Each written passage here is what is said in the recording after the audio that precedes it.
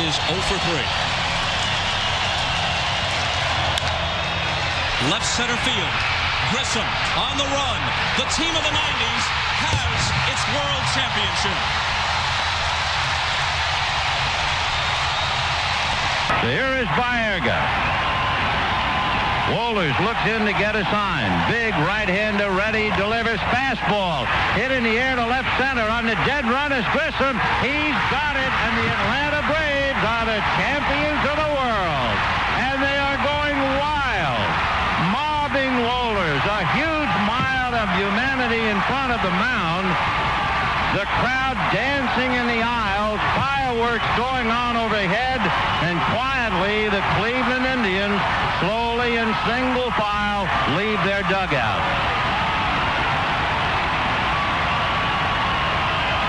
Bill Bartholomew, the chairman of the board of the Braves, out on the field. The players absolutely delirious.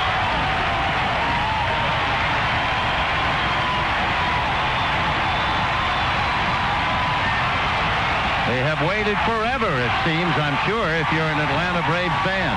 I would think so. What a masterpiece, man. This whole thing was billed as the best pitching in baseball against the best hitting, and the pitching has won out, and the Braves sure deserve it.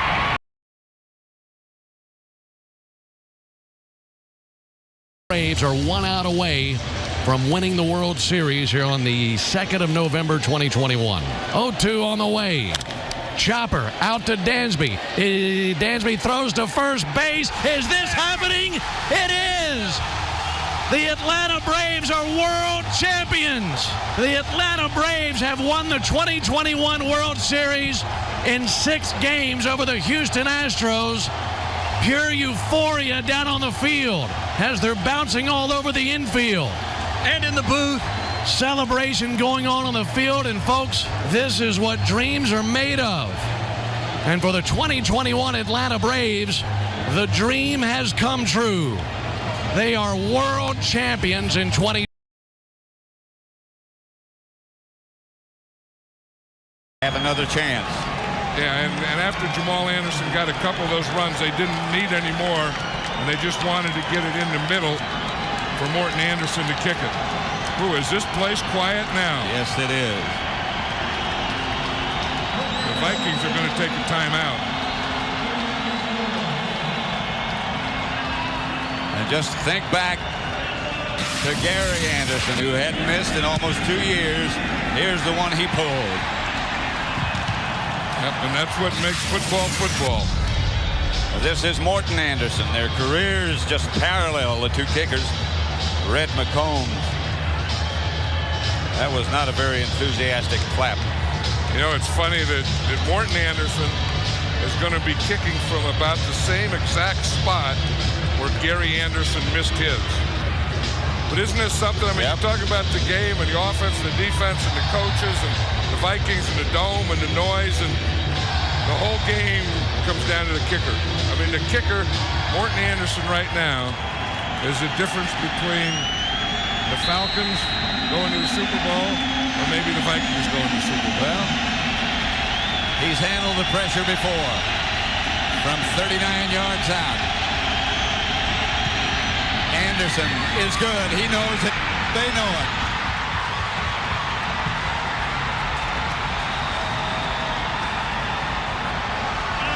Morten Andersen. From 38 yards officially, Morten Andersen and the Atlanta Falcons end it 30-27, and Atlanta goes to Miami. And Dan Reeves is now the 3rd coach to take more than one team to a Super Bowl. He took Denver.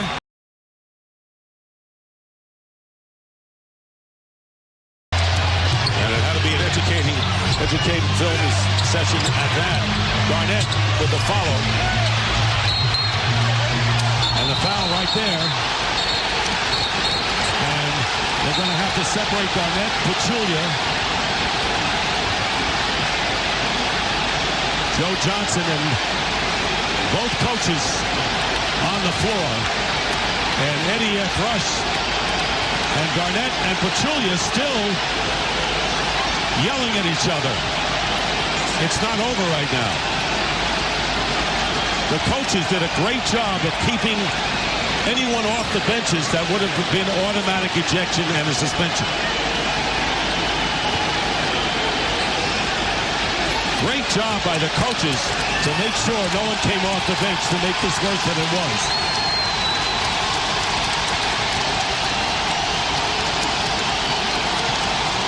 And the officials are conferring as Garnett and Pachulia were the principals in this skirmish. When you see Garnett get this offensive rebound and go up, watch how quickly he shoots it.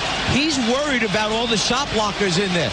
And as the ball comes to the ground, you see the elbow come up. That's where Pachulia goes back. That's where the original technical is called. Now Pachulia comes back into Garnett's face. That's where he should have just walked away, mind his own business, don't start some, don't escalate the problem.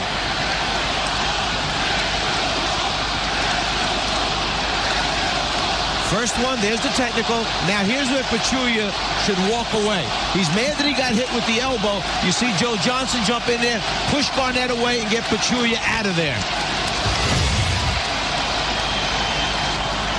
Officials are over at the scorer's table right now to sort it out and make the official determination.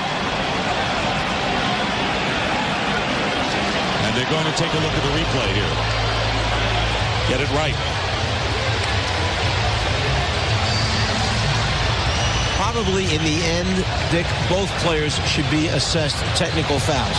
Garnett for the first elbow, and then Pachulia for walking back up into his face rather than just staying away and not causing more of a problem. I'll tell you, the Hawks don't have much of a bench, but they get the most out of the ones that come off. Childress with 8 rebounds in 10 minutes, and Zaza Pachulia very aggressive. You see the shot from up above, and you know, a major concern when this type of thing breaks out with the head coach is that no one from the bench area steps out onto the floor. As Dick mentioned, the assistant coaches did a good job of governing their teams, patrolling them, and keeping them off the court on the sideline. Technical fouls have been assessed to Joe Johnson, Zaza Pachulia, Kevin Garnett, and Sam Cassell. 4 technical fouls assessed in this instance.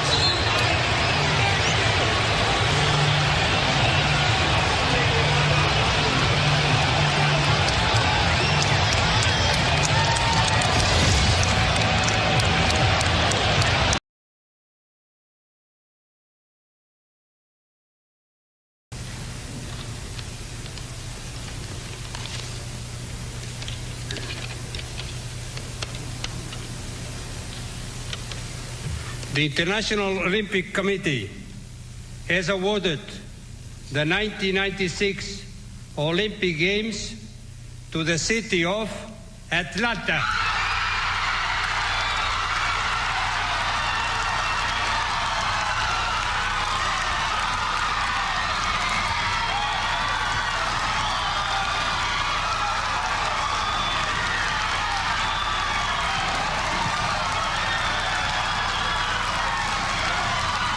There you have it. The announcement is in. Atlanta, Georgia will be the site of the 1996 Summer Olympics.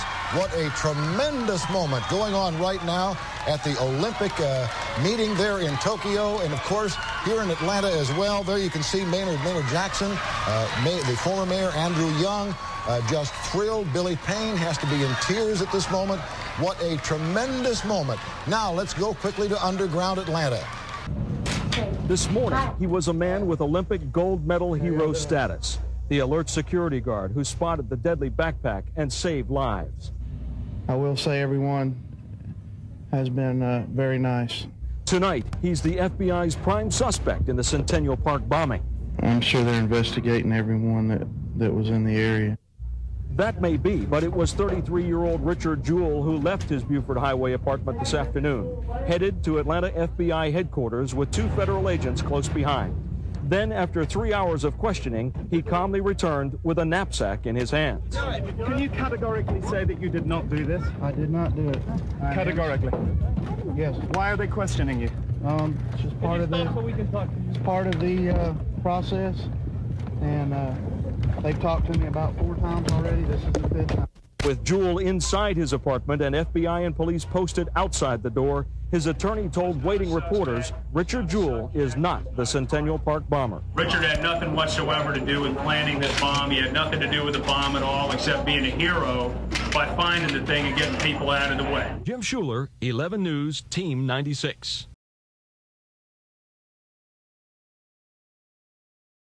Of the game in regulation. It is caught by Dyson. Can he get in? No, he cannot. Mike Jones made the tackle. And the Rams have won the Super Bowl. No line. The game is over. The game is over. Now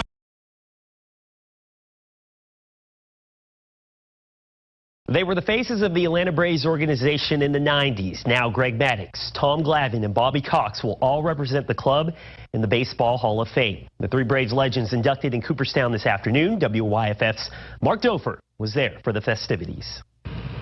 Tonight there are 6 new members of baseball's Hall of Fame. 3 go in as managers, 3 as players. An astounding number when you consider that 18,000 players have played Major League Baseball in the last 138 years. Just 211 of them are in the Hall of Fame.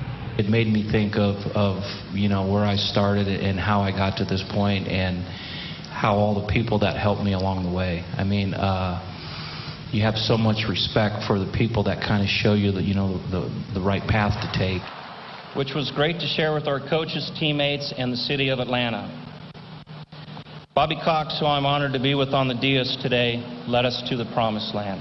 I was telling some of our guys yesterday that there's been games that I managed that there could have been 5,000 people or 55,000, and I didn't know. I could honestly say I didn't know what the crowd was tonight because I have so tunnel vision, I didn't see it. But it's pretty difficult to be completely tunneled in on your speech at the Hall of Fame. It's kind of coming full circle a little bit, because you do have that sense of being the rookie, the new kid on the block, low man on the totem pole. I mean, you name it, and so, yeah, you do have that. And I think that, for me anyway, has been, a part of the process, too, that makes it a little bit hard at times to wrap your head around being a part of that fraternity. And I like something that Tom Glavine said, not at today's Hall of Fame ceremony, but in a recent Braves broadcast. He said, when you start your career, you try to have the best career you can have. He said his career just blows his mind. Reporting from Cooperstown, Mark Dofer, WYFF News 4 Sports.